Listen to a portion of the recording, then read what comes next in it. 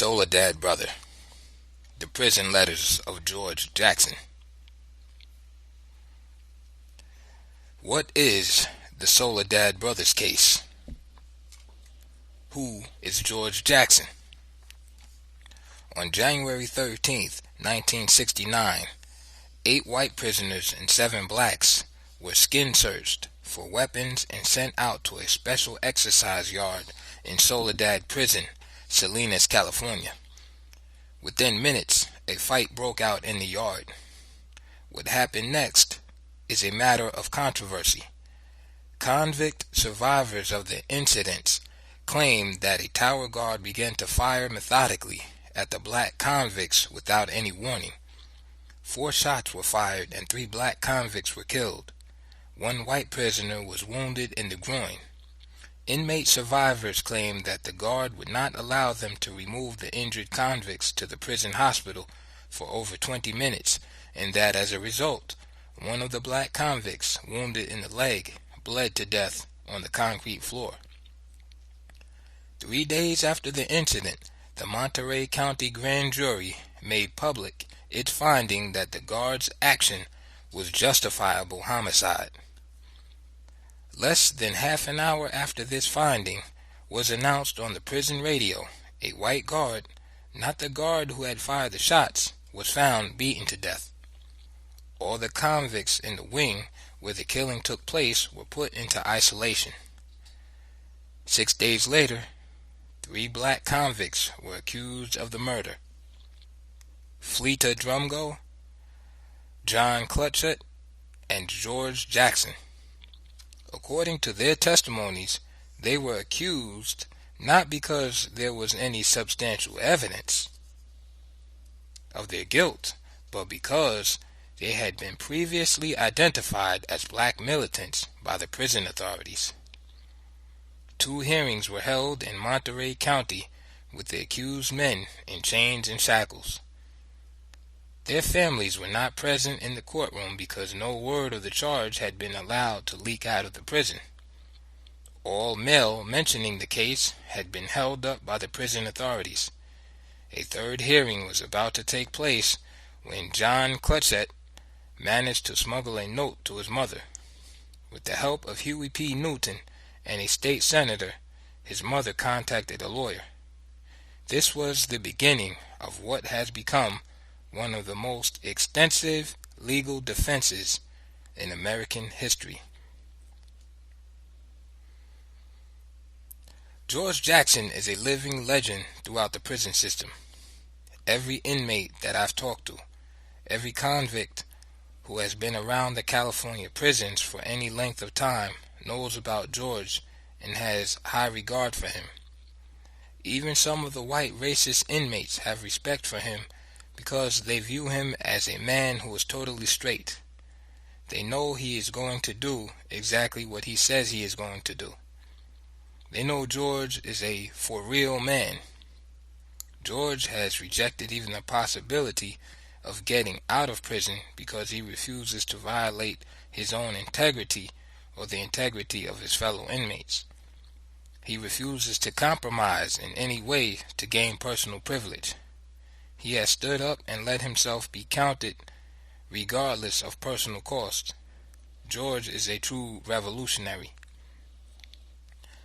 Huey P. Newton, San Luis Obispo, California, June 30th, 1970.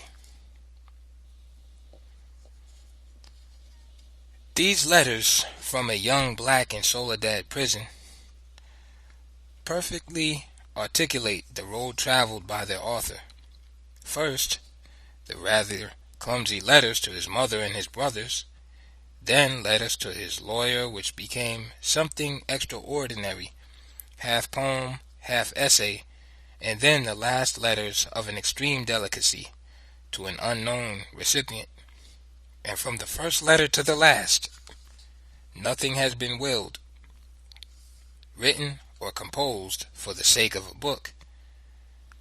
Yet here is a book, tough and sure, both a weapon of liberation and a love poem. In this case, I see no miracle except the miracle of truth itself, the naked truth revealed. Jean Genet.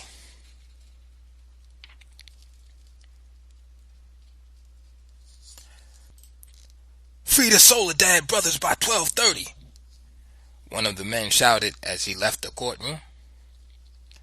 When he was 18, George Jackson was sentenced from 1 year to life for stealing $70 from a gas station. To date, he has spent 10 years in prison, 7.5 of them in solitary confinement. Now, in his 28th year, he has been charged with the murder of a prison guard in Soledad Prison and faces a mandatory death sentence if he is convicted. In this book of his letters, George Jackson is revealed as one of the most powerful and eloquent writers of our time. The letters are a galvanic outpouring of passion, grief, outrage, and defiance. It is as if all the fierce longings and suppressed rage of the black race had found complete and absolute expression in Jackson's 5x8 cell. His letters to his mother are full of the tenderest concern. His letters to his father are the chronicle of a long and bitter emotional and ideological struggle between two men, and sum up the tragic gap between the generation of Martin Luther King and the new generation of black militants. Throughout his letters, Jackson pleads and reasons and even threatens in a desperate effort to make his family understand his life and accept his commitment to total revolutionary change. Because of his burning need to communicate with his family, Jackson finally communicates with everyone. His letters to the women he knows soar and ache with the dammed-up passion of a man who has spent 7.5 years in solitary. In his letters to Angela Y. Davis, whom he calls his tender experience, the rhetoric of revolution becomes the medium of love. But perhaps his deepest concern is reserved for his younger brother, Jonathan, who was just 7 years old when the author entered prison. To Jonathan, George pours out everything that he has ever learned about how to survive as a black man in a hostile and degrading society. On August 7th, 1970, just a few days after George was transferred to San Quentin and 7 months after he was accused of the murder of the guard, Jonathan, who had just turned 17, invaded the San Rafael courthouse single-handed with a satchel full of handguns, an assault rifle, and a shotgun hidden under his raincoat. As he left the courtroom with the 3 black convicts he had armed and the 5 hostages they had taken, Jonathan shouted,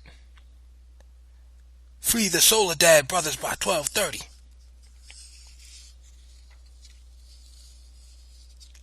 To the man-child, tall, evil, graceful, bright-eyed, black man-child, Jonathan Peter Jackson, who died on August 7th, 1970, courage in one hand, assault rifle in the other, my brother, comrade, friend, the true revolutionary, the black communist guerrilla in the highest state of development.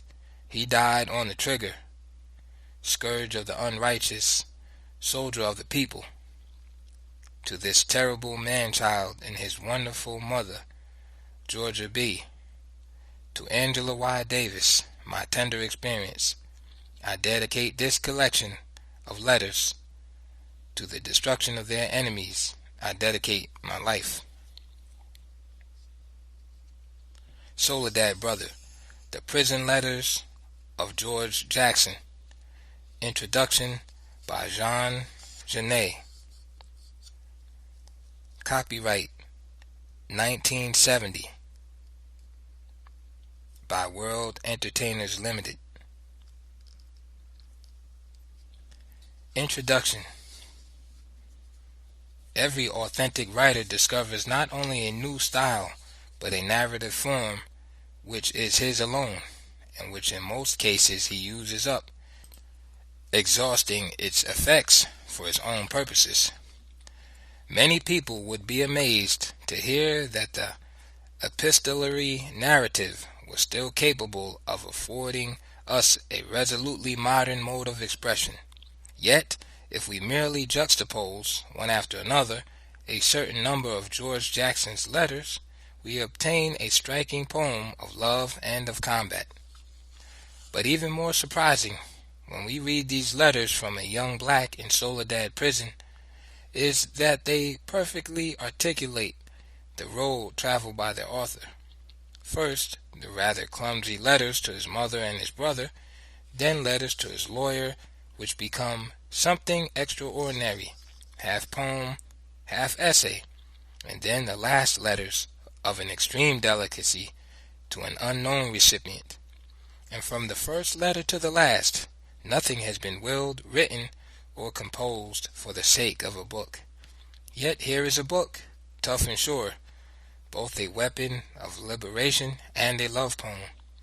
In this case, I see no miracle except the miracle of truth itself, the naked truth revealed. George Jackson is a poet, then, but he faces the death penalty. I shall talk about that. A court of justice, a certain number of jurors protected by uniformed guards, by plain-clothed men, by informers, by the whole of white America, will decide whether Jackson and his brothers killed a prison guard. The jurors answer yes or no. If they answer yes, a very strange operation begins. The judges must pronounce sentence, either a death sentence, a life sentence, or a sentence of time to be served.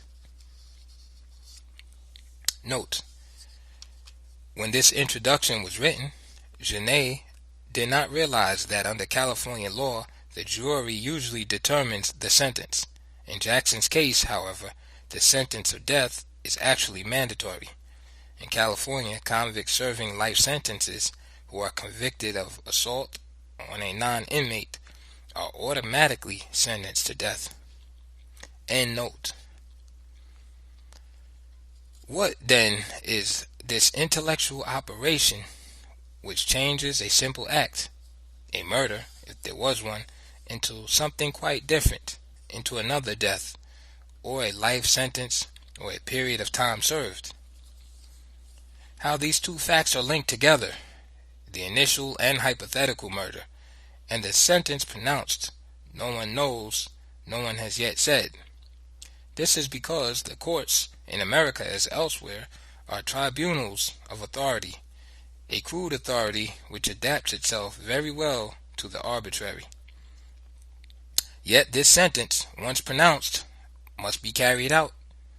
It will be carried out by and upon the Soledad brothers, upon George Jackson, and in this way either by proceeding from his cell to the gas chamber, or by living 20 or 30 years in still another cell.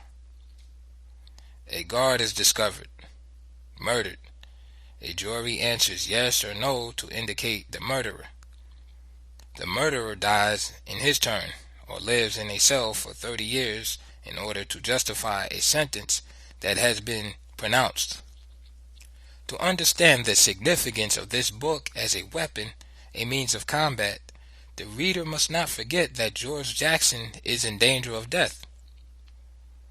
If a certain complicity links the works written in prisons or asylum, C.I.A. and Artaud share the same necessity of finding in themselves what must lead them to glory, that is, despite the walls, the moats, the jailers, and the magistracy, into the light, into the minds not enslaved.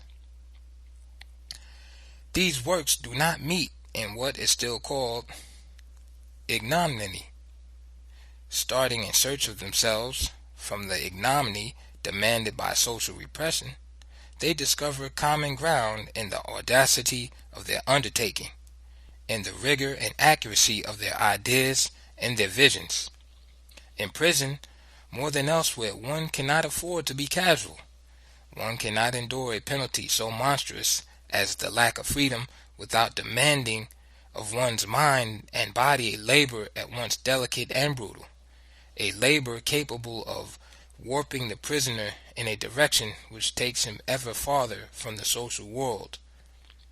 But it might be supposed that as the site of absolute malediction, prison, and at its heart the cell, would enforce by its misery upon those confined there a kind of solidarity required by that very misery, a merciful harmony in which all social distinctions maintained in the free air would be abolished.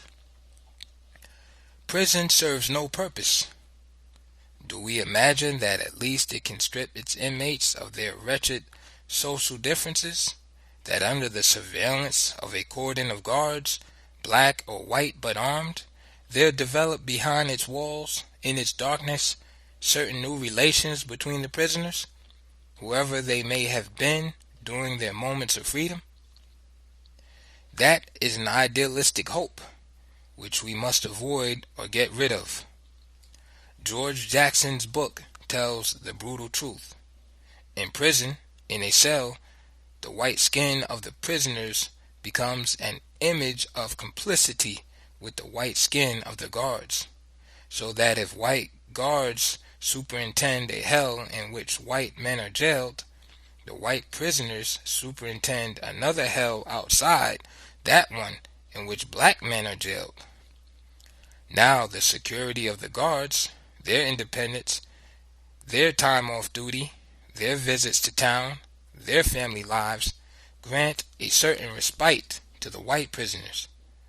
But the fact that these prisoners must be constantly confined, never distracted by the world outside, means that they employ all their time and all their imagination in maintaining the hell in which they confine the black prisoners. Few prisoners on the whole escape the tendency of a complicity with certain guards. It is a kind of nostalgia for the social world from which the prisoner is cut off, a nostalgia which makes the prisoner cling to what seems, in his prison, closest to the social order, the guard. As for the guard, the motives which lead him to accept the game between certain prisoners and himself are many and complex. Nor would this complicity have too much importance when its meaning is abatement, a temporary weakness likely to be revoked, abruptly halted, on the occasion of a riot, for example. But in the United States, this complicity has a different meaning. The complicity of the white prisoners with the guards exasperates and intensifies what constitutes the basis of relations between white men and black: racism. This racism is scattered, diffused throughout the whole of America, grim, underhanded, hypocritical, arrogant. There is one place where we might hope it would cease, but on the contrary, it is in this place that it reaches its cruelest pitch, intensifying every second, preying on body and soul. It is in this place that racism becomes a kind of concentrate of racism, in the American prisons, in Soledad prison, and in its center, the Soledad cells. If, by some oversight, racism were to disappear from the surface of the United States, we could then seek it out, intact and more dense, in one of these cells. It is here, secret and public, explicable and mysterious, stupid and more complicated than a tiger's eye, absence of life and source of pain, non-existent mass and radioactive charge, exposed to all and yet concealed. One might say that racism is here in its pure state, gathering its forces, pulsing with power, ready to spring. The extravagant adventure of white America, which is the victorious expansion of Victorian England, is doubtless exhausted. It will dissolve and fade, revealing at last what is cheerfully devouring it. The black nation which was caught within it, itself traversed by liberating currents, liberating movements, producing long screams of misery and joy. What seems new to me in this black literature is that now we hear almost no echoes of the great Hebrew prophets. From Richard Wright to George Jackson, the blacks are stripping themselves of all the Presbyterian and biblical rags. Their voices are rawer, blacker, more accusing, more implacable, tearing away any reference to the cynical cheats of the religious establishment. Their voices are more singular, and singular, too, in what they seem to agree upon: to denounce the curse, not of being black, but captive. Is that new? Incontestably. George Jackson's style is clear, carefully pitched, simple and supple, as is his thinking. Anger alone illuminates his style and his thinking, and a kind of joy in anger. A book written in prison, in any place of confinement, is addressed chiefly perhaps to readers who are not outcast, who have never been to jail, and who will never go there. That is why, in some sense, such a book proceeds obliquely. Otherwise, I know that the man who writes it need only take, in order to fling them down on paper, the forbidden words, the accursed words, the words covered with blood, the unwritten words of spit and sperm, like the ultimate name of God, the dangerous words, the padlocked words, the words that do not belong to the dictionary, for if they were written there, written out and not maimed by ellipses, they would utter too fast the suffocating misery of a solitude that is not accepted, that is flogged only by what it is deprived of, sex and freedom. It is therefore prudent that any text which reaches us from this infernal place should reach us as though mutilated, pruned of its overly tumultuous adornments. It is thus behind bars, bars accepted by them alone, that its readers, if they dare, will discover the infamy of a situation which a respectable vocabulary cannot reinstate. But behind the permitted words, listen for the others. If the prisoner is a black man captured by whites, a third thread runs through this difficult web: hatred. Not the rather vague and diffuse hatred of the social order or of fate, but the very precise hatred of the white man. Here again the prisoner must use the very language, the words, the syntax of his enemy, whereas he craves a separate language belonging only to his people. Once again his situation is both hypocritical and wretched. He can express his sexual obsessions only in a polite dialect, according to a syntax which enables others to read him. And as for his hatred of the white man, he can utter it only in this language which belongs to black and white alike, but over which the white man extends his grammarian's jurisdiction. It is perhaps a new source of anguish for the black man to realize that if he writes a masterpiece, it is his enemy's language, his enemy's treasury, which is enriched by the additional jewel he has so furiously and lovingly carved. He has then only one recourse: to accept this language, but to corrupt it so skillfully that the white men are caught up in his trap; to accept it in all its richness, to increase that richness still further, and so to suffuse it with all his obsessions and all his hatred of the white man. That is a task, and It is a task which seems contradicted by the revolutionaries. The revolutionary enterprise of the American black, it seems, can come into being only out of resentment and hatred. That is, by rejecting with disgust, with rage, but radically, the values venerated by the whites. Although this enterprise can continue only starting from a common language, at first rejected, finally accepted, in which the words will no longer serve concepts inculcated by the whites, but new concepts. In a revolutionary work written by a black man in jail, certain traces must remain, then, of the orgiastic and hate-ridden trajectory covered in an imposed solitude. Having emerged from his delirium, having achieved a cold revolutionary consciousness, C.I.A. still kept something of that obsessional delirium which nonetheless led him to his revolutionary lucidity. This is also evident in the letters which follow. In prison, George Jackson must still be sure to fortify in himself what sets him against the whites, and to elaborate a consciousness so acute that it will be valid for all men. It was almost predictable that, having reached this stage of self-discovery, his revolutionary consciousness should meet and come to terms with the Black Panther Party. Thus it is without equivocation and without any mystery that he names it and abides by its directive in the course of his last letters.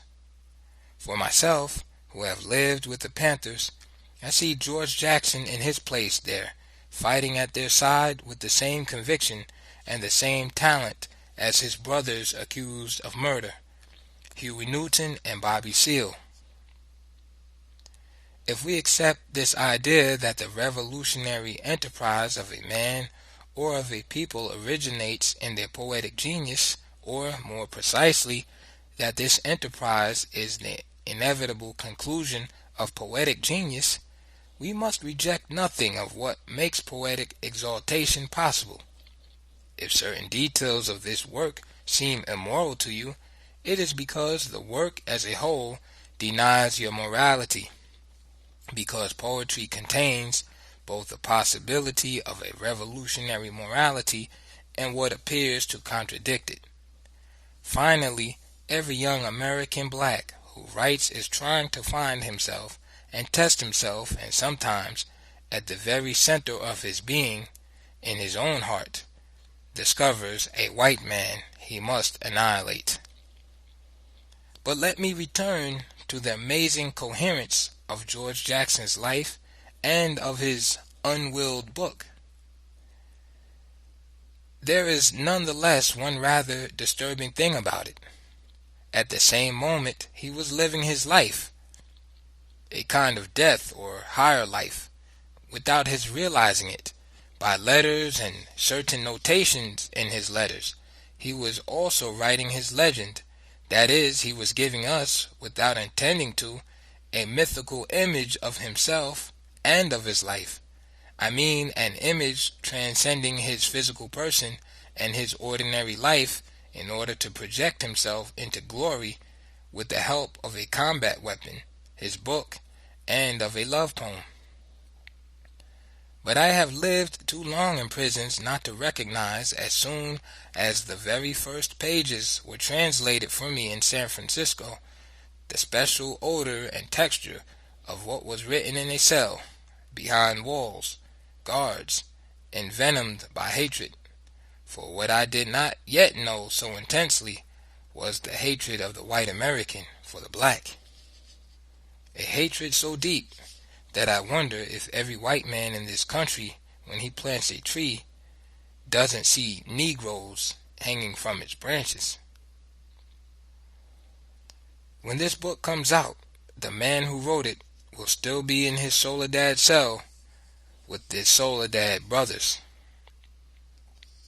Note: in late June 1970, before the publication of this book, the Soledad Brothers were transferred to San Quentin. End note.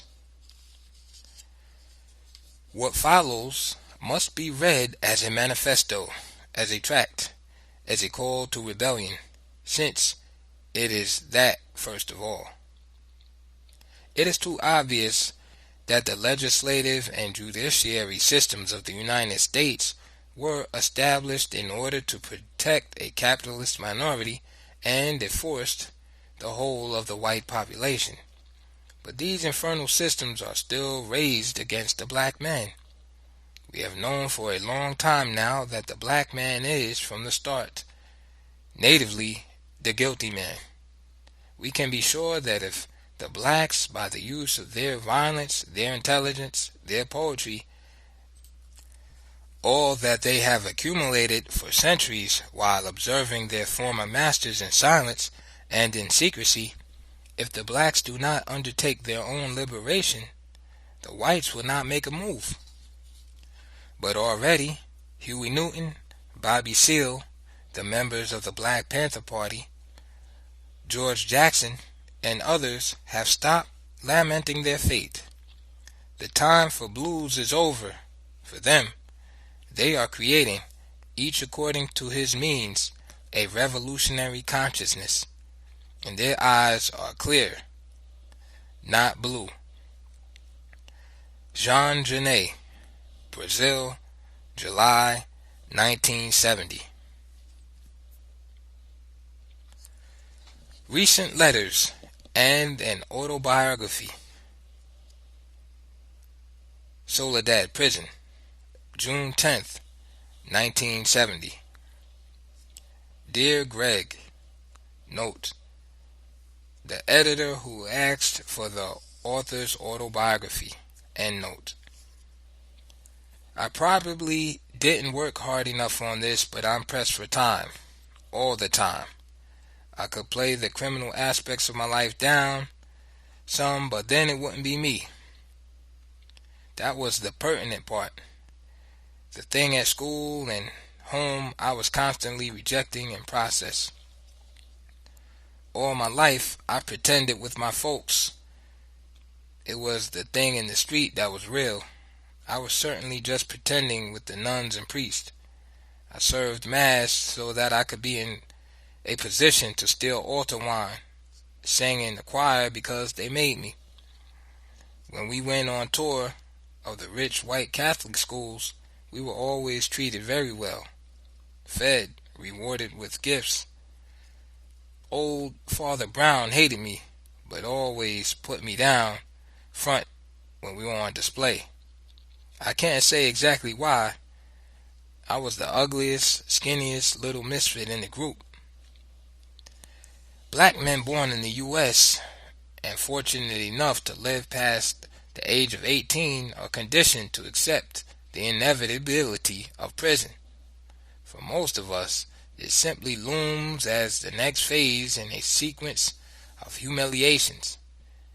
Being born a slave in a captive society and never experiencing any objective basis for expectation had the effect of preparing me for the progressively traumatic misfortunes that led so many black men to the prison gate. I was prepared for prison. It required only minor psychic adjustments. It always starts with Mama. Mine loved me. As testimony of her love and her fear for the fate of the man-child all slave mothers hold, she attempted to press, hide, push, capture me in the womb. The conflicts and contradictions that will follow me to the tomb started right there in the womb. The feeling of being captured. This slave can never adjust to it. It's a thing that I just don't favor. Then, now, never. I've been asked to explain myself briefly before the world has done with me. It is difficult because I don't recognize uniqueness, not as it's applied to individualism, because it is too tightly tied into decadent capitalist culture. Rather, I've always strained to see the indivisible thing cutting across the artificial barricades which have been erected to an older section of our brains, back to the mind of the primitive commune that exists in all blacks.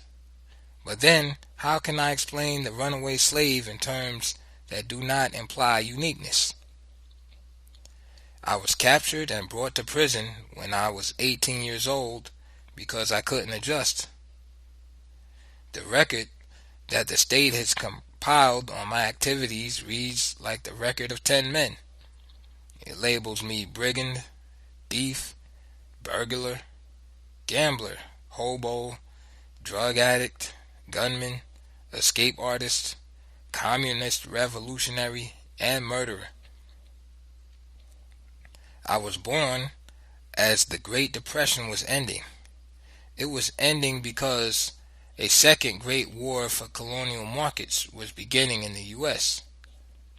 I pushed out of the womb against my mother's strength September 23rd, 1941. I felt free. My mother was a country girl from Harrisburg, Illinois. My father was born in East St. Louis, Illinois. They met in Chicago and were living on Lake Street near Racine when I was born. It was in one of the oddest sections of Chicago, part ghetto residential, part factory.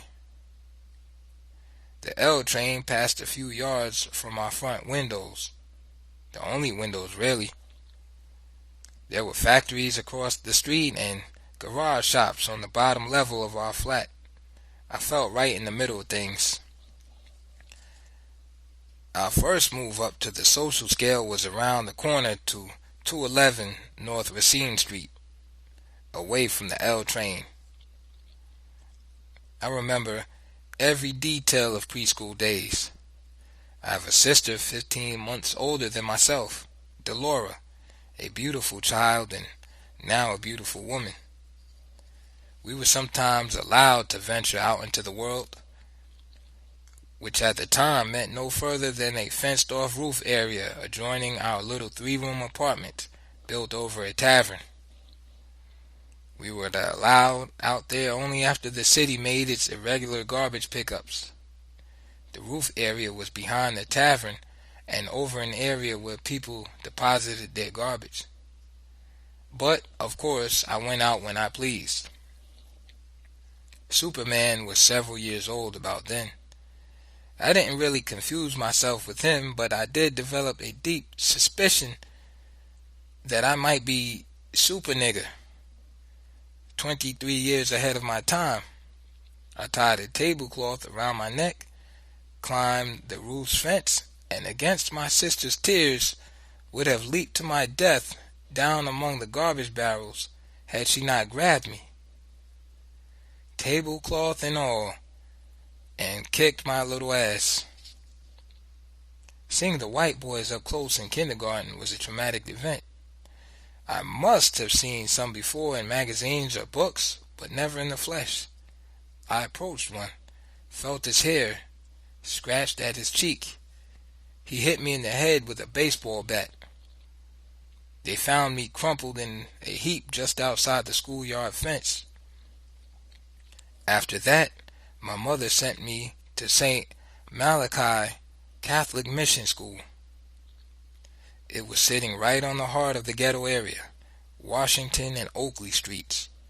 All of the nuns were white. Of the priests, there were 5 in the parish. I think one was near black or near white, whichever you prefer. The school ran from kindergarten to 12th grade. I attended for 9 years, 10 counting kindergarten. This small group of missionaries, with their silly costumes and barbaric rituals, offered the full range of Western propaganda to all ages and all comers. Sex was never mentioned except with whispers or grimaces to convey something nasty. You could get away with anything. They were anxious to make saints, but getting caught with your hand up a dress, Holy Ghost confessions, and racism. St. Malachi's was really two schools. There was another school across the street that was more private than ours. We played and fought on the corner sidewalks bordering the school. They had a large grass and tree-studded garden with an 8-foot wrought iron fence bordering it to keep us out, since it never seemed to keep any of them in when they chose to leave. They were all white. They were driven to and from school in large private buses or their parents' cars. We, on the black side, walked, or when we could afford it, used the public buses or streetcars. The white students' yard was equipped with picnic tables for spring lunches, swings, slides, and other more sophisticated gadgets intended to please older children. For years, we had only the very crowded sidewalks and alley behind the school. Years later, a small gym was built, but it just stood there, locked. It was only allowed to be used for an occasional basketball game between our school and one of the others like it from across the city's various ghetto areas. Delora and I took the Lake Street streetcar to school each morning, and also on Sundays when we were forced to attend a religious function. I must have fallen from that thing 100 times while it was in motion. Each time Delora would hang on to me, trying to save me. But I was just too determined, and we would roll down Lake Street, books and all, miraculously avoiding the passing cars. The other black children who went to public school laughed at us. The girls had to wear a uniform. The boys wore white shirts. I imagined that the nuns and priests were laughing too every time they told one of those fantastic lies. I know now that the most damaging thing a people in a colonial situation can do is to allow their children to attend any educational facility organized by the dominant enemy culture. Before the winter of my first grade year, my father, Lester, prepared a 50-gallon steel drum to store oil for our little stove. As I watched, he cleaned the inside with gasoline. When he retreated from his work temporarily for a cigarette, he explained to me the danger of the gas fumes. Later, when he had completed work on the barrel, I sneaked back out to the roof with my sister Delora trailing me like a Saint Bernard. I had matches, and the idea of an explosion was irresistible. As soon as my sister realized what I was going to do, she turned her big sad eyes on me and started crying. I lit a match as I moved closer and closer to the barrel. Then I lit the whole book of matches. By now, Delora was convinced that death was imminent for us both. She made a last brave effort to stop me, but I was too determined. I threw the matches across the last few feet. Delora shielded my eyes with her hand as the explosion went off. She still carries her burns from that day's experiences. I was injured around the lower face, but carried no sign of it. Our clothes were burned and ripped away. I would probably be blind if not for this sister. My parents had 2 more children while we were hanging on there at North Racine, Francis and Penelope. 6 of us in the little walk-up. The only thing that I can think of that was even slightly pleasant about that place was the light. We had plenty of windows and nothing higher about us to block off the sun. In '49, we moved to a place in the rear on Warren near Western. That was the end of the sun. We had no windows that opened directly on the street. Even the one that faced the alley was blocked by a garage. It was a larger place, but the neighborhood around the place was so vicious that my mother never allowed me to go out of the house or the small yard except to get something from one of the supermarkets or stores on Madison and return immediately. When I wanted to leave, I would either go by a window or throw my coat out the window and volunteer to take out the garbage. There was only one door. It was in the kitchen and always well guarded. I spent most of the summers of those school years in southern Illinois with my grandmother and aunt, Irene and Juanita. My mother, Georgia, called it removing me from harm's way. This was where my mother grew up, and she trusted her sister Juanita, whose care I came under completely. I was the only man-child, and I was the only one to get special protection from my mother. The trips to the country were good for me in spite of the motive. I learned how to shoot rifles, shotguns, pistols. I learned about fishing. I learned to identify some of the food plants that grow wild in most areas of the U.S.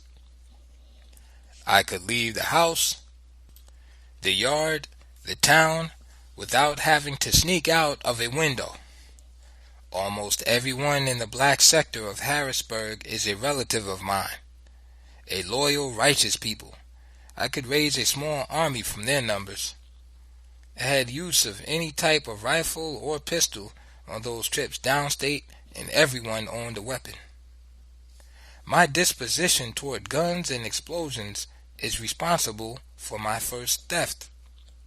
Poverty made ammunition scarce, and so I confess with some guilt that I like to shoot small animals, birds, rabbits, squirrels, anything that offered itself as a target. I was a little skinny guy, scourge of the woods, predatory man. After the summer, I went back up north for school and snowball, sometimes ice block fights with the white kids across the street. I don't remember exactly when I met Joe Adams. It was during the early years, but I do recall the circumstances. 3 or 4 of the brothers were in the process of taking my lunch when Joe joined them. The bag was torn, and the contents spilled onto the sidewalk. Joe scrambled for the food and got all of it. But after the others left laughing, he returned and stuffed it all into my pockets. We were great friends from then on in that childish way. He was older by a couple of years. 2 or 3 years means a lot at that tender age, and could beat me doing everything. I watched him and listened with John and Kenny Fox, Jr., Sonny, and others sometimes. We almost put the block's businessmen into bankruptcy. My mother and father will never admit it now, I'm sure, but I was hungry, and so were we all. Our activities went from stolen food to other things I wanted. Gloves for my hands, which were always cold, which I was always wearing out. Marbles for the slingshots, games and gadgets for outdoorsmen from the dime store. Downtown, we plundered at will.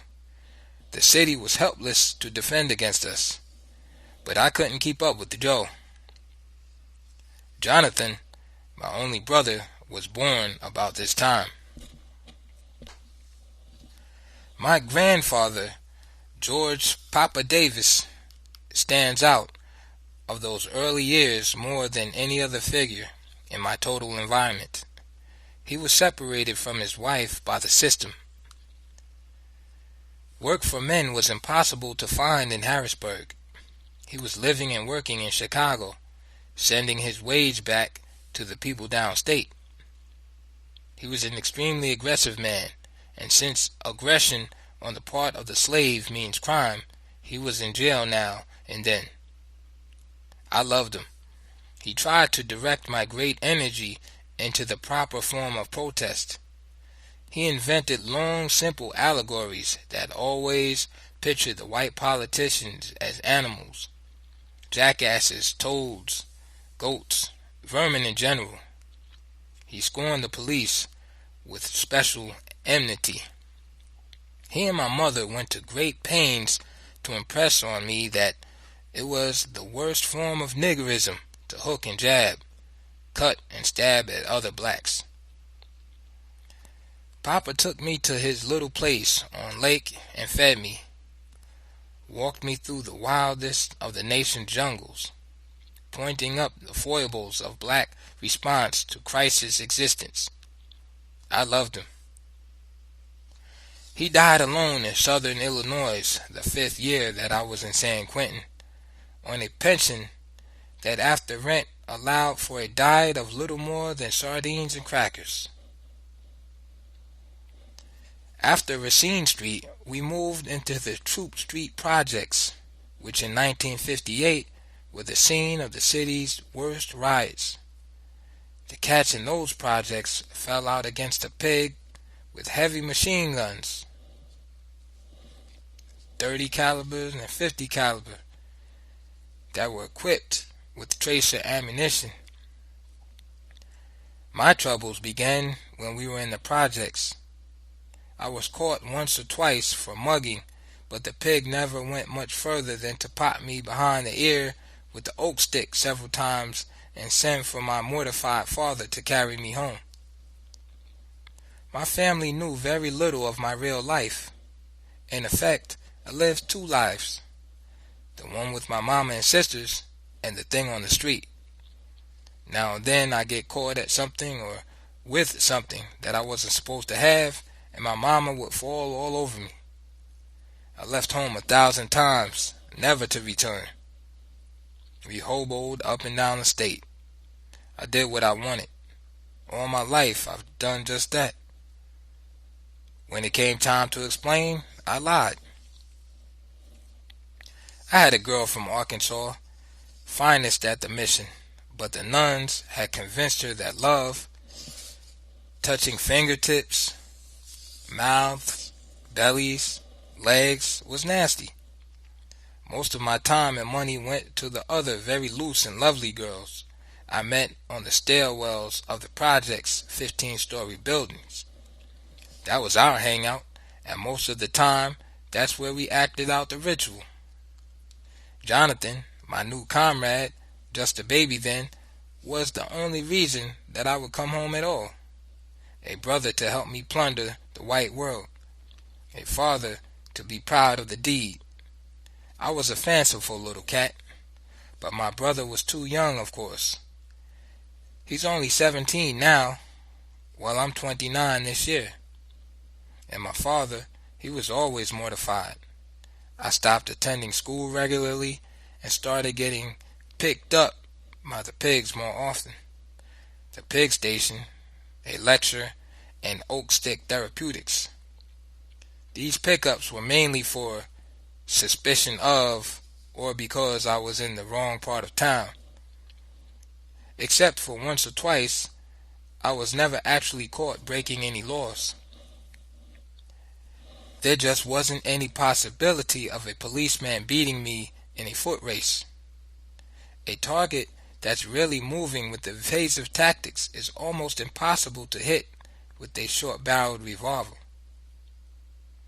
Through a gangway with a gate that only a few can operate with speed, it's dark even in the day, up a stairway through a door, across roofs with 7 to 10 foot jumps in between, the pig is working mainly for money. Bear in mind, I am running for my life. There wasn't a pig in the city who could follow the leader of even the most timid ghetto gang. My father sensed the need to remove me from the Chicago environment, so in 1956 he transferred his post office job to the Los Angeles area. He bought an old 49 Hudson, threw me into it, and the two of us came west with plans to send for the rest of the family later that year. I knew nothing of cars. It was the first car our family had ever owned. I watched my father with great interest as he pushed the Hudson across the 2,000 miles from Chicago to Los Angeles in 2 days. I was certain that I could handle the standard gear shift and pedals.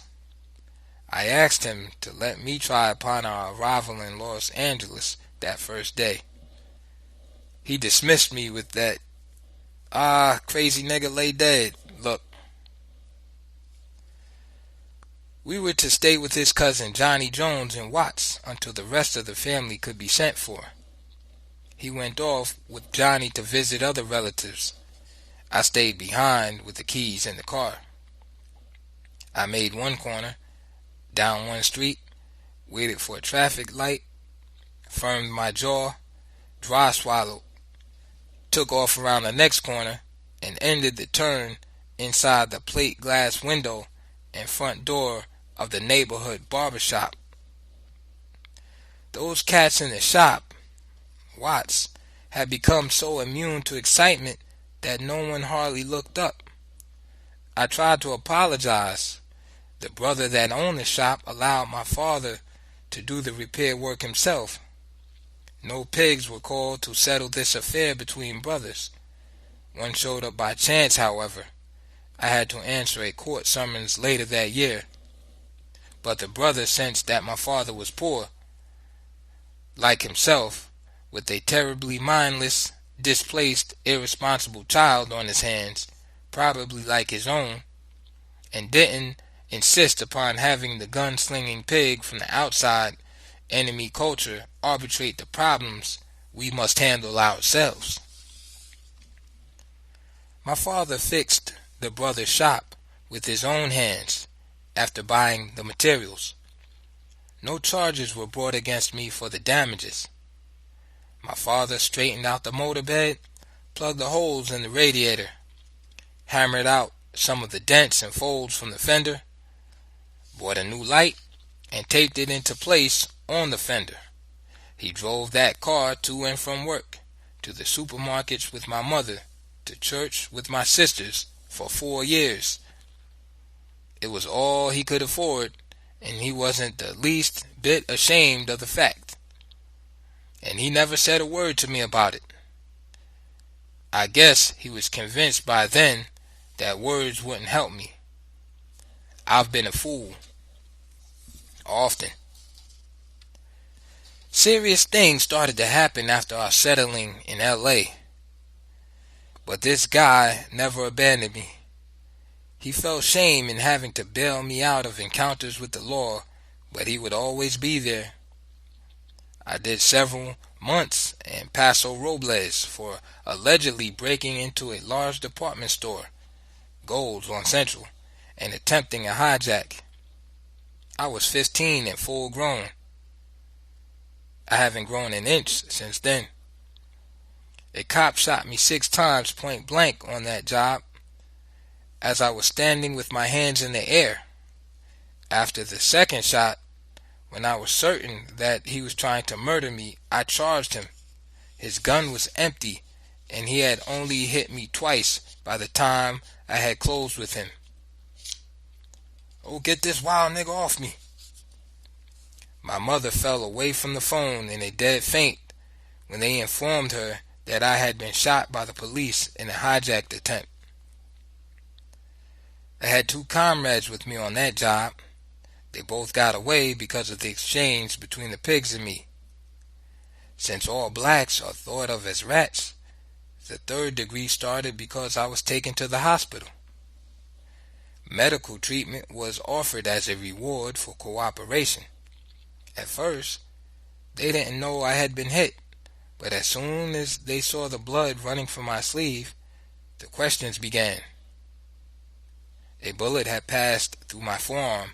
Another had sliced my leg. I sat in the back of the pig car and bled for 2 hours before they were convinced that lockjaw must have set in already. They took me to the little clinic at the Maxwell Street station. A black nurse or doctor attended. She was young, full of sympathy and advice. She suggested, since I had strong-looking legs, that instead of warring with the enemy culture, I should get interested in football or sports. I told her that if she could manage to turn the pig in the hall for a second, I could escape and perhaps make a new start somewhere with a football. A month before this thing happened, a guy had sold me a motorcycle and provided a pink slip that proved to be forged or changed around in some way. The bike was hot, and I was caught with it. Taken together, these two things were enough to send me to what California calls Youth Authority Corrections. I went to Paso Robles. The very first time, it was like dying. Just to exist at all in the cage calls for some heavy psychic readjustments. Being captured was the first of my fears. It may have been inborn. It may have been an acquired characteristic built up over the centuries of black bondage. It is the thing I've been running from all my life. When it caught up to me in 1957, I was 15 years old and not very well equipped to deal with sudden changes. The Youth Authority joints are places that demand complete capitulation. One must cease to resist altogether, or else. The employees are the same general types found lounging at all prison facilities. They need a job, any job. The state needs goons. Chino was almost new at the time. The regular housing units were arranged so that at all times one could see the lockup unit. I think they called it X. We exited from day to day to avoid it. How much we ate was strictly controlled. So was the amount of rest. After lights went out, no one could move from his bed without a flash of the pig's hand light. During the day, the bed couldn't be touched. There were so many compulsories that very few of us could manage to stay out of trouble even with our best efforts. Everything was programmed right down to the precise spoonful. We were made to march in military fashion everywhere we went, to the gym, to the mess hall, to compulsory prayer meetings, and then we just marched. I pretended that I couldn't hear well or understand anything but the simplest directions, so I was never given anything but the simplest work. I was lucky. Always when my mind failed me, I've had great luck to carry me through. All my life, I've done exactly what I wanted to do just when I wanted. No more. Perhaps less sometimes, but never any more. Which explains why I had to be jailed. Man was born free, but everywhere he is in chains. I never adjusted. I haven't adjusted even yet. With half my life already spent in prison, I can't truthfully say prison is any less painful now than during that first experience. In my early prison years, I read all of Raphael Sabatini, particularly The Lion Skin. There once was a man who sold the lion skin while the beast still lived and was killed while hunting him. This story fascinated me. It made me smile even under the lash. The hunter bested the hunted, stalking the hunter. The most predatory animal on earth, turning on its oppressor and killing it. At the same time, this ideal existed in me just above the conscious level. It helped me to define myself, but it would take me several more years to isolate my real enemy. I read Jack London's Raw and Naked, Wild and Free military novels and dreamed of smashing my enemies entirely, overwhelming, vanquishing, crushing them completely. sinking my fangs into the hunter's neck and never, never letting go. Capture, imprisonment, is the closest to being dead that one is likely to experience in this life. There were no beatings, for me at least, in this youth joint, and the food wasn't too bad. I came through with it. When told to do something, I simply played the idiot and spent my time reading. The absent-minded bookworm. I was in full revolt by the time 7 months were up. I went to school in Paso Robles and covered the work required for 10th year students in the California school system and entered manual arts for the 11th year upon my release. After I got out, I stopped in Bakersfield, where I planned to stay no more than a week or two. I met a woman who felt almost as unimpressed with life as I did. We sinned. I stayed. I was 16 then, just starting to get my heft. But this wonderful sister, so round and wild, firm and supple, mature, in 1 month she reduced my health so that I had to take to the bed permanently. I was ill for 11 days with fevers and chest pains, something in the lungs. When I pulled out of it, I was broke. I'd collected a few friends by that time. 2 of them would try anything. Matt and Obi. We talked, borrowed a car, and went off. A few days later, we were all 3 in county jail, Kern County, on suspicion of committing a number of robberies. Since the opposition cleans up the books when they find the right type of victim, they accused us of a number of robberies we knew nothing about. Since they had already identified me for one, I copped out to another and cleared Matt and Obi on that count. They allowed Obi to plead guilty to 1 robbery instead of 3 others they threatened him with. That cleared Matt altogether. 2 months after our arrest, Matt left the county jail free of charges. I was in the time tank instead of the felony tank because they had only 2 felony tanks. That was the old county jail, and they wanted to keep the 3 of us separated. After Matt left, a brother came into the time tank to serve 2 days. The morning he was scheduled to leave, I went back to his cell with a couple of sheets and asked him if he would aid me in an escape attempt. He dismissed me with one of those looks and a wave of the hand. I started tearing the sheet in strips. He watched. When I was finished, he asked me, "What are you doing with that sheet?" I replied, "I'm tearing it into these strips." "Why you doing that?" "I'm making a rope." "What you gonna do with that rope?" "Oh, I'm gonna tie you up with it." When they called him to be released that morning, I went out in his place. I've learned one very significant thing for our struggle here in the U.S. All blacks do look alike to certain types of white people. White people tend to grossly underestimate all blacks out of habit. Blacks have been overestimating whites in a conditioned reflex.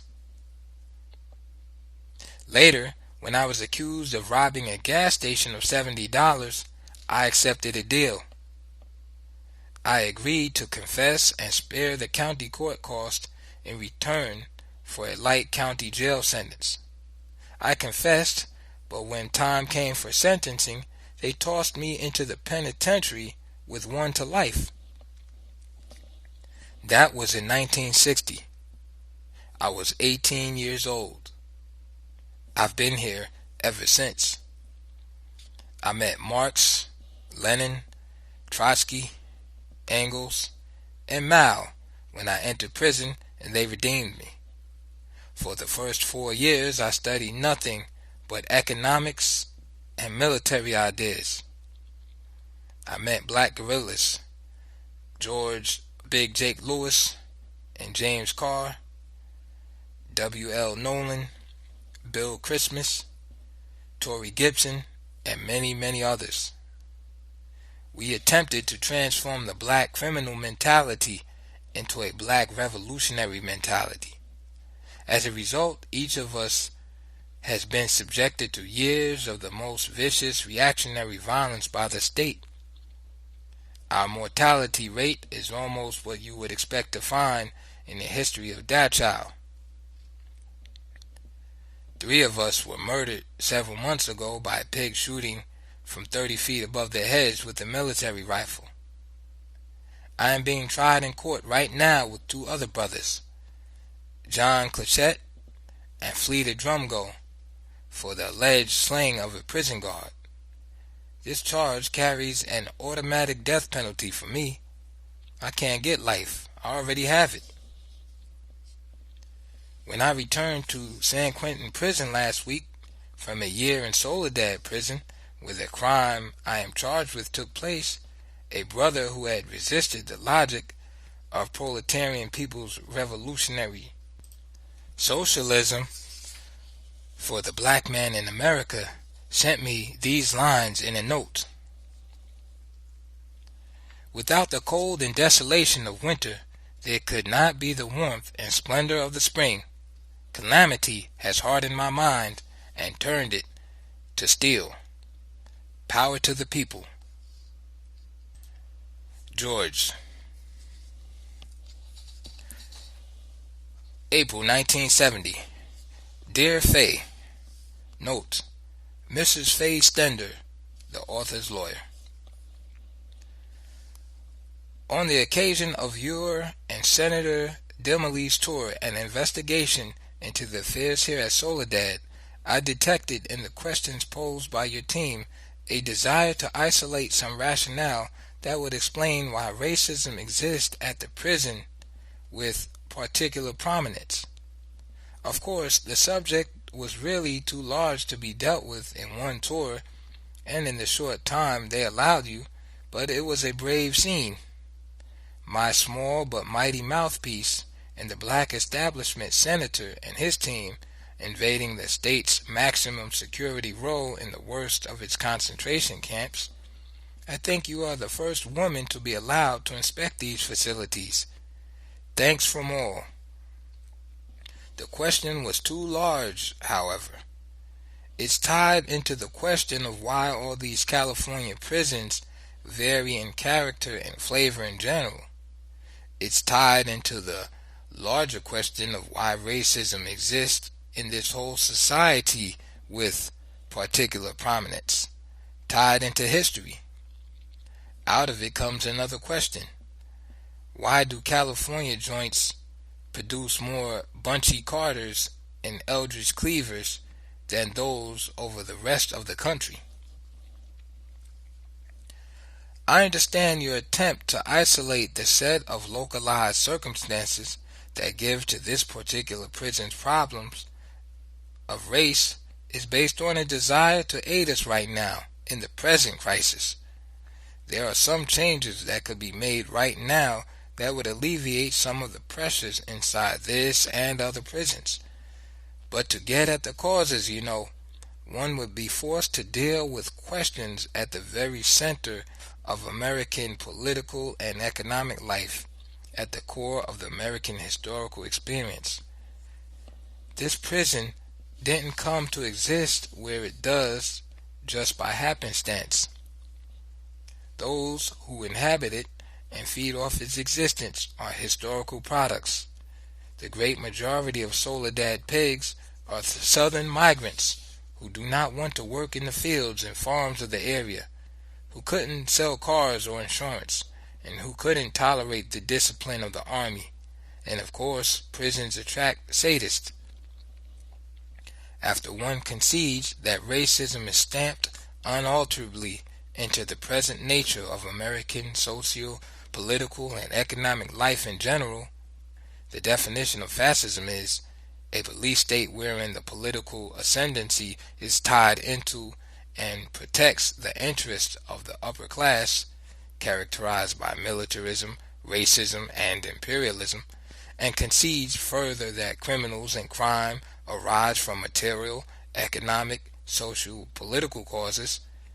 We can then burn all of the criminology and penology libraries and direct our attention where it will do some good. The logical place to begin any investigation into the problems of California prisons is with our "pigs are beautiful" Governor Reagan, radical reformer turned reactionary. For a real understanding of the failure of prison policies, it is senseless to continue to study the criminal.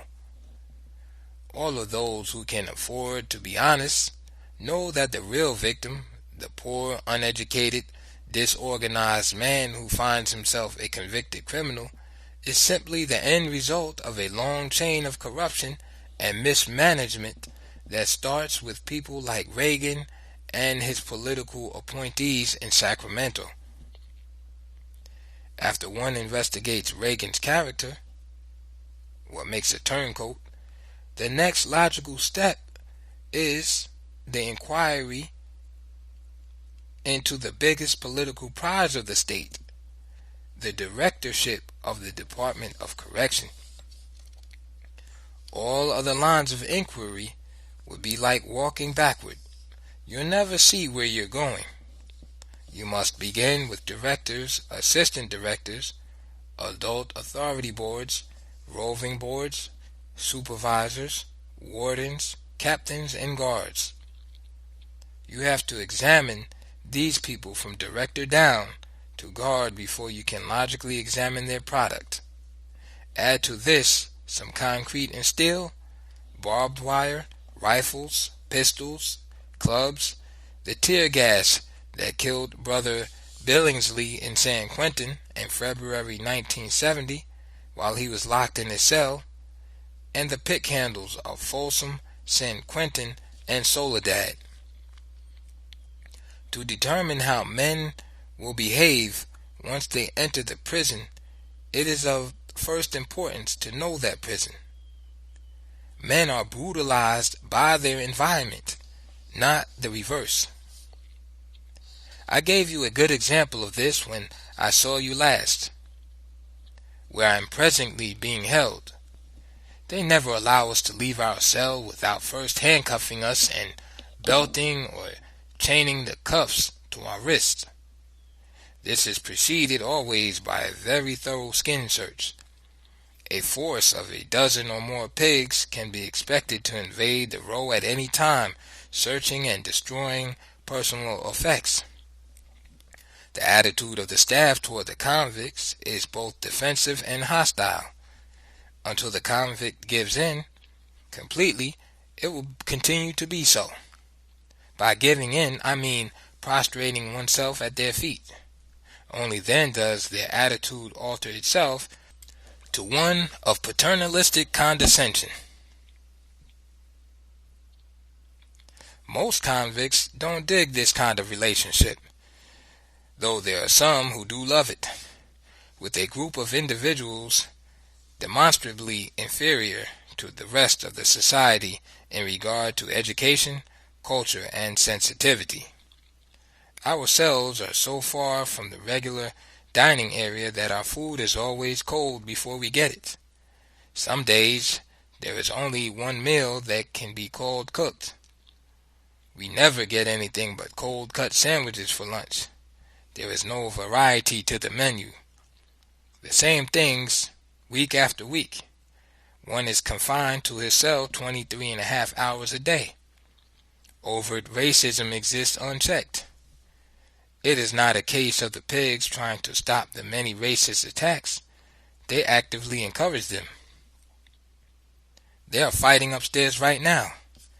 It's 11:10 a.m., June 11th. No black is supposed to be on the tier upstairs with anyone but other blacks, but mistakes take place, and one or two blacks end up on the tier with 9 or 10 white convicts frustrated by the living condition or openly working with the pigs. The whole ceiling is trembling. In hand-to-hand combat, we always win. We lose sometimes if the pigs give them knives or zip guns. Lunch will be delayed today. The tear gas or whatever it is drifts down to sting my nose and eyes. Someone is hurt bad. I hear the meat wagon from the hospital being brought up. Pigs probably gave them some weapons, but I must be fair. Sometimes, not more often than necessary, they'll set up one of the Mexican or white convicts. He'll be one who has not been sufficiently racist in his attitudes.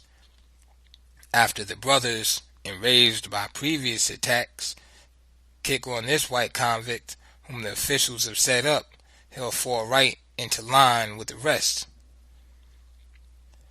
I was saying that the great majority of the people who live in this area of the state and seek their employment from this institution have overt racism as a traditional aspect of their characters.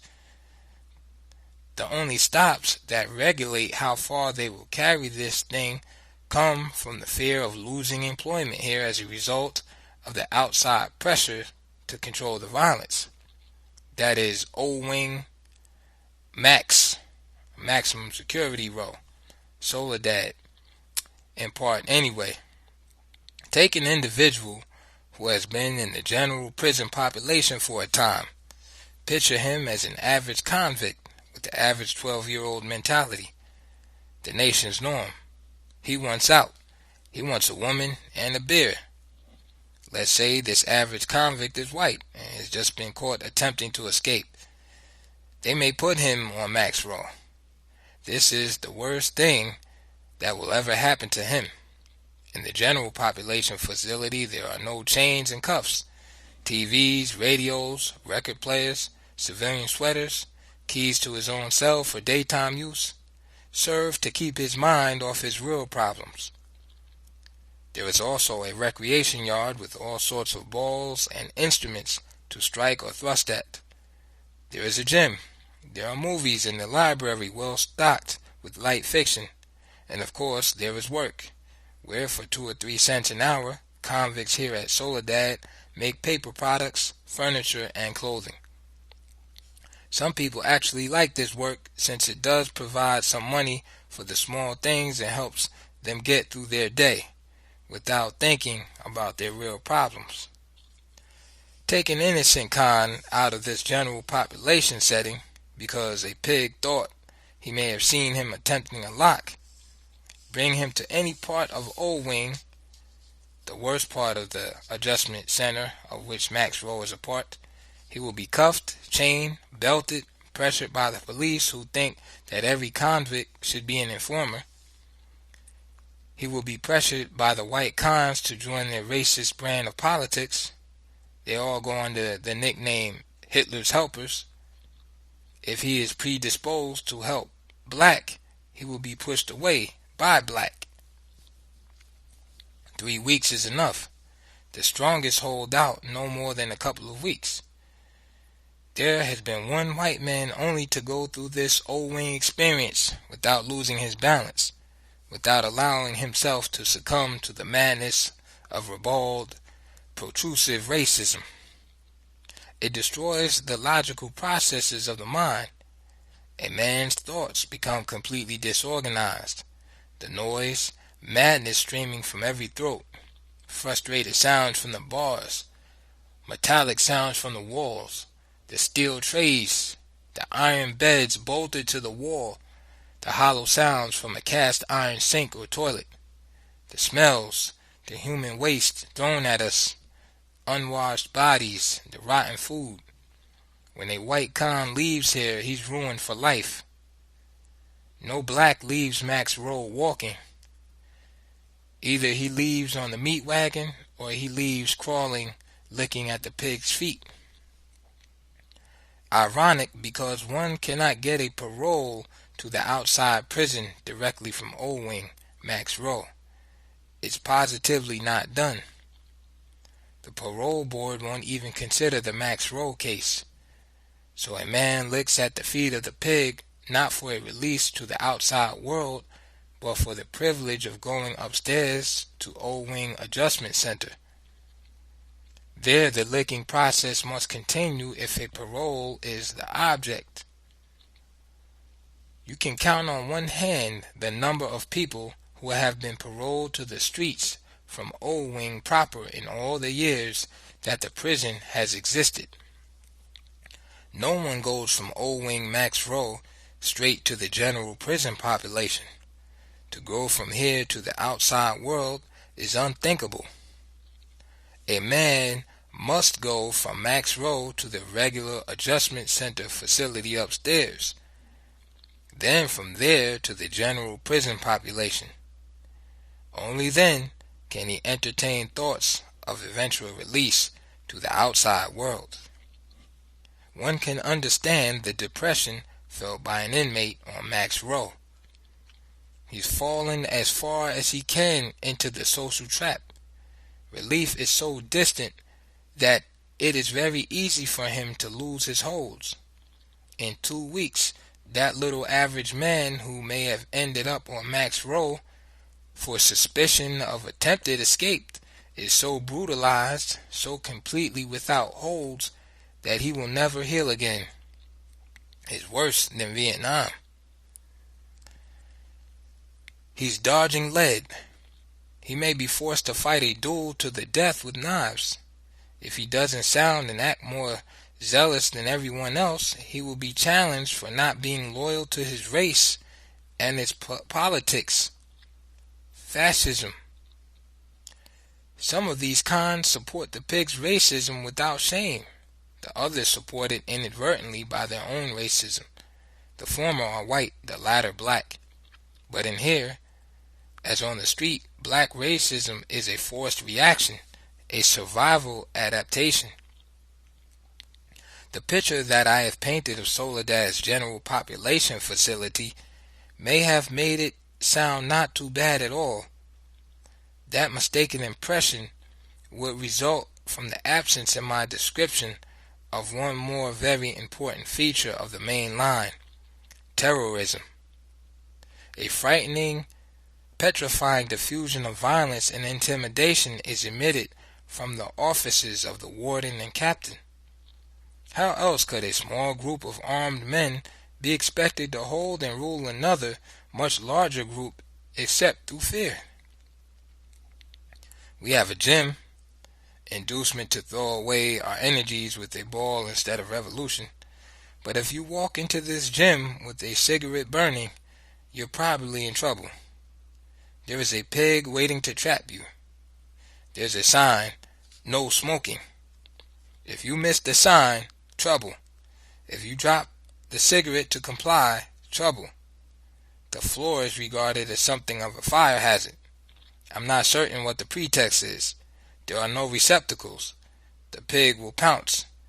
You'll be told in no uncertain terms to scrape the cigarette from the floor with your hands. It builds from there. You have a gym, but only certain things may be done and in specified ways. Since the rules change with the pig's mood, it is really safer for a man to stay in his cell. You have to work with emoluments that range from nothing to 3 cents an hour. But once you accept the pay job in the prison's industrial sector, you cannot get out without going through the bad conduct process. When workers are needed, it isn't a case of accepting a job in this area. You take the job, or you're automatically refusing to work, even if you clearly stated that you would cooperate in none other employment. The same atmosphere prevails on the recreation yard, where any type of minor mistake could result not in merely a bad conduct report and placement in an adjustment center, but death. A fistfight, a temporary trivial loss of temper, will bring a fusillade of bullets down on the darker of the 2 men fighting. You can't begin to measure the bad feeling caused by the existence of one TV set shared by 140 men. Think, one TV, 140 men. If there is more than one channel, what's going to occur? In Soledad's TV rooms, there has been murder, mayhem, and destruction of many TV sets. The blacks occupy one side of the room and the whites and Mexicans the other. Isn't it significant in some way that our numbers in prison are sufficient to justify the claiming of half of all these facilities? We have a side, they have a side. What does your imagination envisage out of a hypothetical situation where Nina Simone sings, Angela Davis speaks, and Jim Brown splits on one channel, while Merle Haggard yodels and begs for an ass-kicking on another? The fight will follow immediately after some brother who is less democratic than he is starved for beauty. We did vote, but they're 60 to our 40. Turns the station to see Angela Davis. What lines do you think the fighting will be along? Won't it be Angela and me against Merle Haggard? But this situation is tolerable, at least up to a point. It was worse. When I entered the joint on this offense, they had half and we had half, but our half was in the back. In a case like the one just mentioned, the white convicts will start passing the word among themselves that all whites should be in the TV room to vote in the Cadillac Cowboy. The two groups polarize out of a situation created by whom? It's just like the outside. Nothing at all complicated about it. When people walk on each other, when disharmony is the norm, when organisms start falling apart, it is the fault of those whose responsibility it is to govern. They're doing something wrong. They shouldn't have been trusted with the responsibility, and long-range political activity isn't going to help that man who will die tomorrow or tonight. The apologists recognize that these places are controlled by absolute terror, but they justify the pigs' excuses with the argument that we exist outside the practice of any civilized codes of conduct. Since we are convicts rather than men, a bullet through the heart, summary execution for fistfighting or stepping across a line is not extreme or unsound at all. An official is allowed full range in violent means because a convict can be handled no other way. Faye, have you ever considered what type of man is capable of handling absolute power? I mean, how many would not abuse it? Is there any way of isolating or classifying generally who can be trusted with a gun and absolute discretion as to who he will kill? I've already mentioned that most of them are KKK types. The rest, all the rest in general, are so stupid that they shouldn't be allowed to run their own bath. A responsible state government would have found a means of weeding out most of the savage types that are drawn to gunslinger jobs long ago. How did all these pigs get through? Men who could barely read, write, or reason. How did they get through? You may as well give a baboon a gun and set him loose on us. It's the same in here as on the streets out there. Who has loosed this thing on already suffering people? The Reagans, Nixons, the men who own. Investigate them. There are no qualifications asked, no experience necessary. Any fool who falls in here and can sign his name there might shoot me tomorrow from a position 30 feet above my head with an automatic military rifle. He could be dead drunk. It could really be an accident. 1,000,000 to 1 it won't be, however, but he'll be protected still.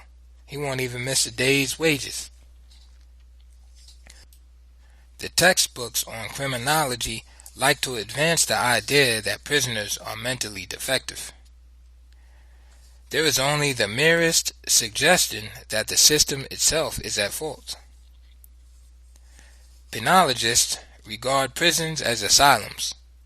Most policy is formulated in a bureau that operates under the heading Department of Corrections. But what can we say about these asylums, since none of the inmates are ever cured? Since in every instance they are sent out of the prison more damaged physically and mentally than when they entered. Because that is the reality.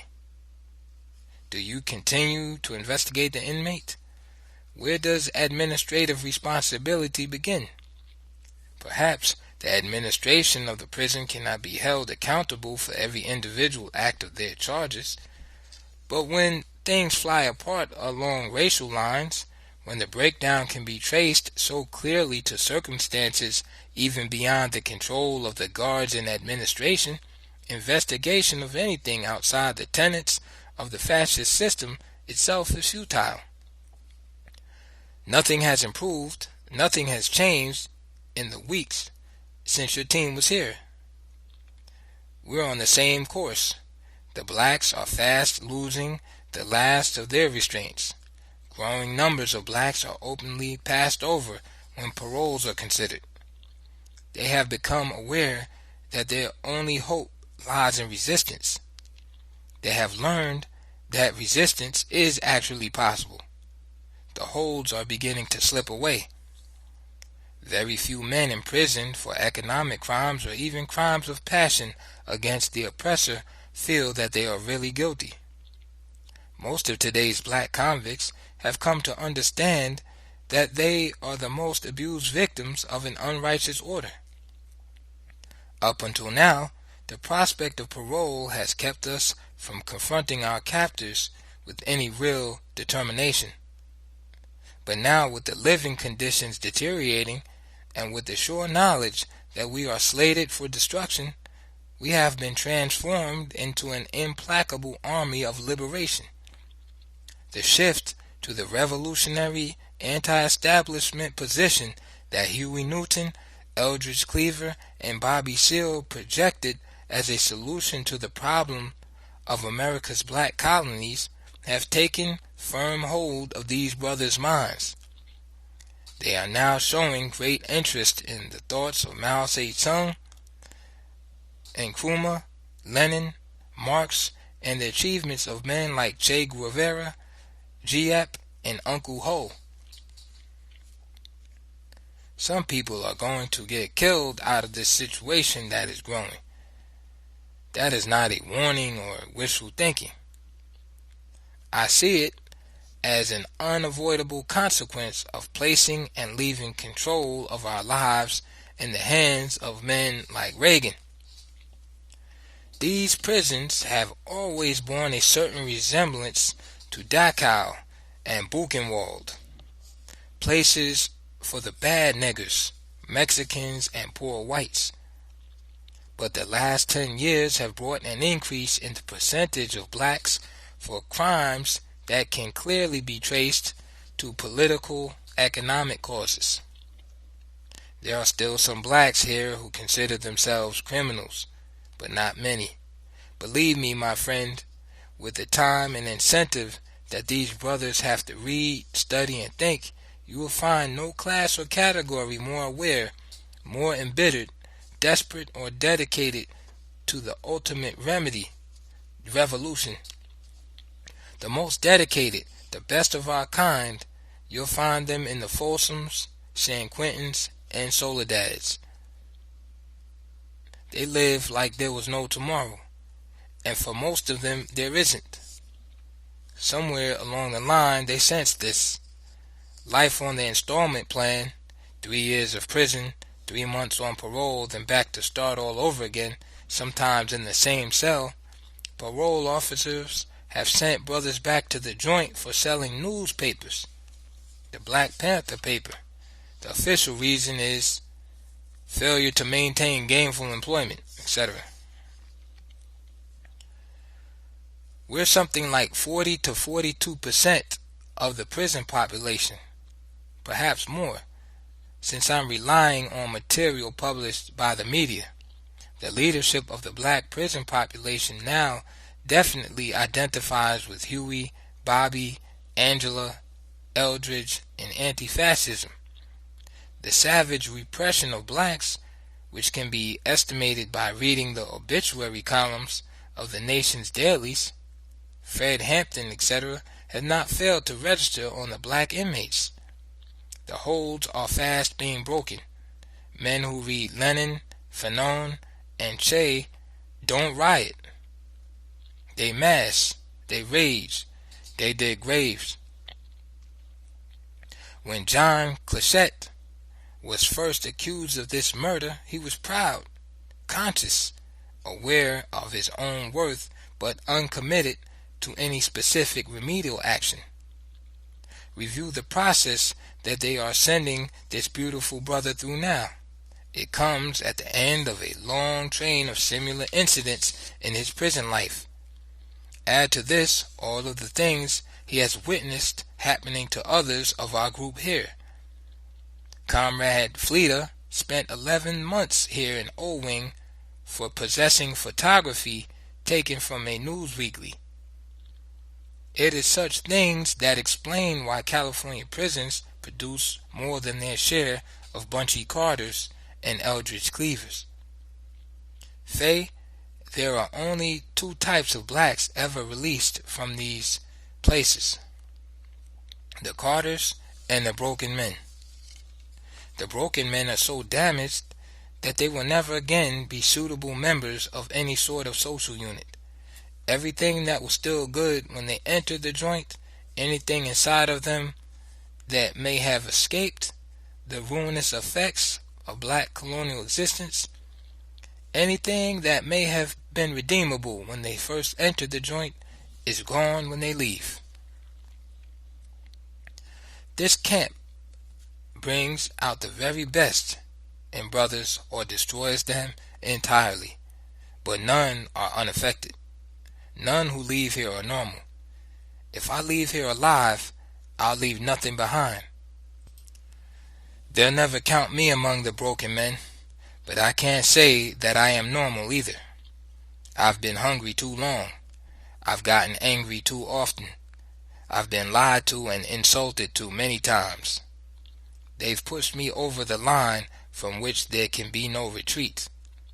I know that they will not be satisfied until they've pushed me out of this existence altogether. I've been the victim of so many racist attacks that I could never relax again. My reflexes will never be normal again. I'm like a dog that has gone through the K9 process. This is not the first attempt the institution, the camp, has made to murder me. It is the most determined attempt, but not the first. I look into myself at the close of every one of these pre-trial days for any changes that may have taken place. I can still smile now after 10 years of blocking knife thrusts and pick handles, of faceless sadistic pigs, of anticipating and reacting for 10 years, 7 of them in solitary. I can still smile sometimes, but by the time this thing is over, I may not be a nice person, and I just lit my 77th cigarette of this 21-hour day. I'm going to lay down for 2 or 3 hours. Perhaps I'll sleep. Seize the time. June 12th, 1970. You know, I had a visit yesterday from an old friend, June. They told her she couldn't come back again. An economy move. It cost the state too much to supervise my half-hour visits, so I'll be held incommunicado, it seems. They turned my sister away today. Someone is going to have to come up with some guts. These fools must be stopped. Absolute power in the hands of idiots. It makes me think of Rome and England. Do you know where the barbarians and guerrillas are going to come from to destroy Imperial America? From the black colonies in these concentration camps. The three of us are the only convicts in this joint who will have to accept half-an-hour visits with a special guard, handcuffed and chained. Now it seems we won't even get that. My sister and my brother can't visit me in what could be the last days of my life.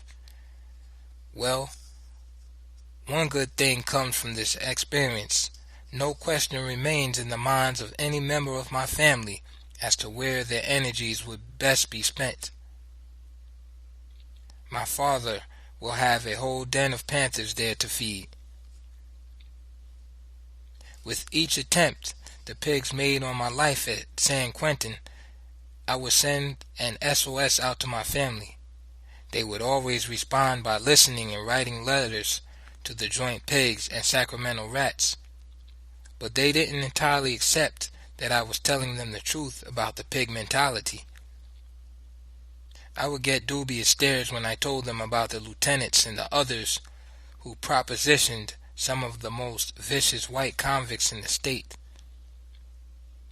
Kill Jackson. We'll do you some good. You understand, my father wanted to know why, and all I could tell him was that I related to Mal and couldn't kowtow. His mind couldn't deal with it. I would use every device, every historical and current example I could reach to explain to him that there were no good pigs. But the task was too big. I was fighting his mind first, and his fear of admitting the existence of an identifiable enemy element that was oppressing us, because that would either commit him to attack that enemy or force him to admit his cowardice. I was also fighting the establishment's public relations and propaganda machine. The prisons all use the clean, straight faces or the old, harmless-looking pigs to work in areas where they must come in contact with free people. And these pigs are never allowed to use their tusk. Regarding the racism, my father would remind me that there were black pigs too. But, of course, that means nothing at all. They simply work around the blacks when necessary. One guard or two guards working together is all that's needed to murder any con in the joint. But it isn't really necessary to work around the black pigs. They'll all cooperate or turn their heads. The black cop could be a large factor in preventing our genocide, but no help can be expected from that quarter. The same stupidity and desperation that brought him to the gates prevents him from interceding. The job, the wage means too much to him. Often he feels compelled to prove himself, prove that he is loyal to the force, prove that he is not prejudiced in favor of us, prove that he is honest. His honesty prevents him from dealing in contraband, as every white pig does. Look, I was in San Quentin for 7 straight years. I knew everything that was brought in and by whom. The white pig actually considers it his privilege to supplement his income by bringing in and selling narcotics, weapons, and of course, pornography. The black pig is afraid, too unsure of his position to be dishonest. This same fear will cause him to show more zeal in the club therapy sessions than even the whites manage. If the victim is black, he's going to get so mad that the white pigs will have to stand back and let him swing. If they don't have murder planned for that session, they have to pull that nigger off you. A pig is a pig. It all falls into place. I see the whole thing much clearer now, how fascism has taken possession of this country. The interlocking dictatorship from county level on up to the Grand Dragon in Washington, D.C. The solidarity between the prison here and the court and Salinas between the judge and the grand jury, the judge and the DA, and other city officials. The institution has effectively cut me off from any relief. The unmeek have taken over this whole county, the state, the entire country. They work together to the same end, effective control. I know of these links before this, long before this, but seeing it in operation is pretty frightening. What force binds them together? I'm referring to the intermediary, the physical thing, not the ideal. What is it that really ties that fat rat with a chain of department stores to a uniformed pig? The fat rat wants the country and the world policed, made safe for his business to expand. But how does he sell the ideal to the man who must do the policing? Money is the bond, I think. They're in it for the money, these pigs and skinny rats. The fascist ideal doesn't really take hold until one gets into the upper levels of the power pyramid. Then any ideal that preserves becomes attractive.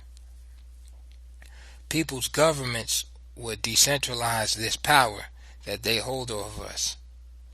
These men must be stopped. Power to the people. George. June 13th, 1970. Dear Faye, no one here knows about the scheduled court hearing. They say we're not going. The prison doesn't like moving us, so somehow they have managed to arrange with the judge to leave us out of our own trial, our pre-trial. Can they try us in absentia? Is that the term? Some pig just said that the judge under no circumstances wants us in his court. In that case, they shouldn't mind dropping the whole thing or sending us to another country for trial. Berkeley, perhaps. But as you said, more than likely it'll be Orange County. Why do we accept this sort of thing? We have numerical superiority, but they have guns and money.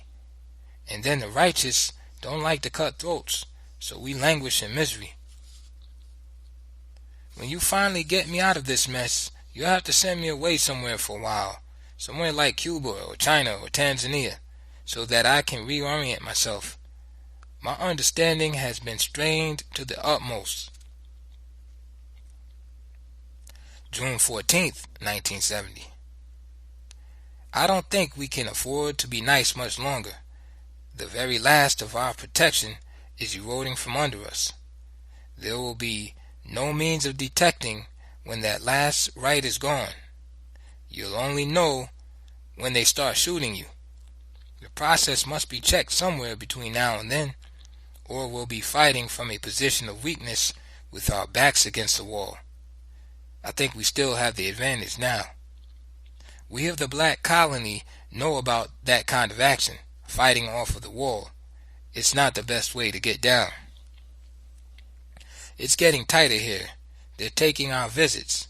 It looks as if they're stopping our court appearances. They also made a mistake concerning our money draw this month.